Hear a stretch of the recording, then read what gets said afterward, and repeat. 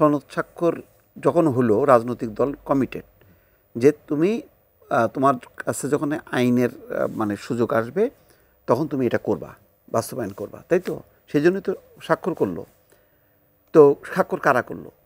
শেখ হাসিনার বিরুদ্ধে যারা লড়াই সংগ্রাম করলো তারাই তো। এমন একটা কমিশন করলো, প্রতিদিন হাজিরা দিচ্ছে রাজনৈতিক দলগুলো আসামির একটা বেশ ধরে, যে আমরা অপরাধী, আমরা অপরাধ করছি, আচ্ছা ঠিক আছে আপনারা বলেন, শোনেন।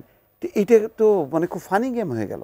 11 তারিখে কিন্তু জামাত ইসলাম এবং 8 দলীয় যে ইসলামী জোটগুলো আছে তারা কিন্তু কর্মসূচি দিয়েছে, এবং বিএনপিও কিন্তু কর্মসূচি দিয়ে 7 নভেম্বর তারা যে করলো, সমাবেশ করলো, সেখানে কিন্তু একদম তাদের অবস্থান পরিষ্কার করে দিয়েছে। এই ব্যাপারটা নিয়ে রাজনৈতিক যে মানে এক ধরনের দ্বন্দ্ব, সেটি নির্বাচনকে কতটা মানে সংকটে ফেলতে পারে আশঙ্কা অনেকে করছেন। নির্বাচনে তো সংকট পড়ে গেছে সংকটে, কারণ 3 মাস গুনে গুনে 3 মাস প্লাস কিছু সময় আছে। এই সময়ের মধ্যে যদি গণভোট, এই সময়ের মধ্যে জুলাই সনদ বাস্তবায়ন, এগুলি এটা খুব পিকুলিয়ার ব্যাপার। এইভাবে আয়োজন করে তাহলে দক্ষিণ প্লাজাতে এই সনদ স্বাক্ষরের অর্থটা কি?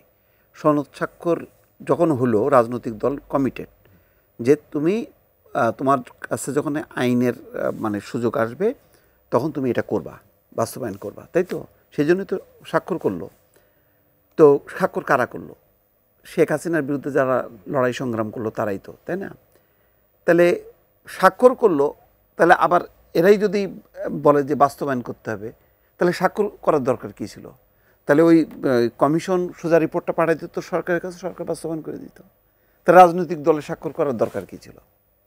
এটা তো আপনি কি জোর করে আপনি মানে বিয়ে পড়াবেন নাকি? এটাকে মনে হচ্ছে যেন না বিশ্বাস নেই, পালায় যেতে পারে, সুতরাং বিয়ে পড়াই দিলাম। এটা তো একটা রাজনৈতিক দলগুলোকে তো একটা খেলো বানায় ফেললো।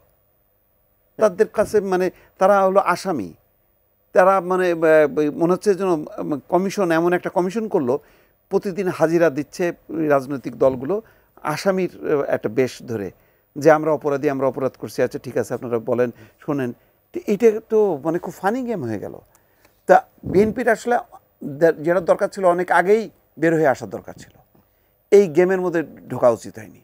ঢুকে পরে হয়তো এখন তারা রিয়েলাইজ করতেছে যে এটা তো বাস্তব। মানে বিএনপির আসলে হয়েছে কি, মানে তারা এই নির্বাচনের ব্যাপারে এত বেশি উদ্গ্রীব ছিল যে অনেক কিছুই তারা হজম করছে, হজম করে করে দেখতেছে যে আরে এটা তো বদ হজমে রূপান্তরিত হচ্ছে। এখন তারা রিভোল্ট করতেছে, এখন বলতেছে কিসের গণভোট, কিসের জুলাই সনদ। এটা তো আমি বারবার বলতেছিলাম, এই সরকারের একটাই সংস্কার, সেটা হচ্ছে সুষ্ঠু নিরপেক্ষ নির্বাচনের জন্য একটা তত্ত্বাবধায়ক সরকার ব্যবস্থাটা ফিরাই নিয়ে আসা। আর এই সরকারের অধীনে একটা নিউট্রাল নির্বাচন করা, যেমন শাহাবুদ্দিনের অধীনে প্রথম যে নির্বাচনটা, সেটা তো আর তত্ত্বাবধায়ক সরকারের অধীনে হয়নি। ওই রকম একটা নির্বাচন করে এর পরের নির্বাচনগুলো যাতে ইয়ে করা, মানে তত্ত্বাবধায়ক সরকার ব্যবস্থা, ওই ব্যবস্থাটাই হলো একমাত্র সংস্কার। কারণ ওইটার ব্যাপারে কিছু চেঞ্জ আসতে পারে, যে ইমিডিয়েট পাস্ট বিচারপতি থাকবেন, কেয়ারটেকার চিফ, নাকি অন্য কেউ থাকবে, এইটা নিয়েই আলাপ আলোচনা করি। তা নাহলে এমন জাল বিছাইলো, এখন আর জাল গোটাইতে পারছে না।